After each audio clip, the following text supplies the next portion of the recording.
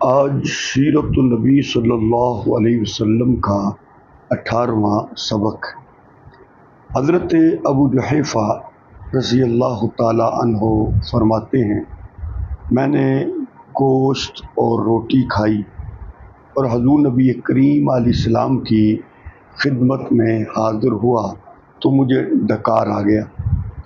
حضور نبی کریم علیہ السلام نے اس سے سن کر آپ نے فرمایا، اس ڈکار سے بچو جو آج دنیا میں پیٹ بھر کر کھانے والا ہوگا، وہ کل قیامت والے دن اسی قدر بھوکا ہوگا۔ آپ کے اس فرمان عالی شان کے بعد حضرت ابو جحیفہ رضی اللہ تعالی عنہ نے کبھی بھی پیٹ بھر کر کھانا نہیں کھایا۔ یہ کمال اتباع اور کمال محبت تھی صحابہ اکرام کی نبی کریم علیہ السلام کی ذات اقدس سے۔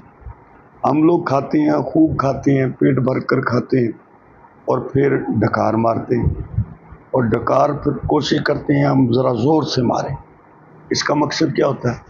تاکہ سننے والے ہماری اس حرکت پر ہنسیں، مسکرائیں۔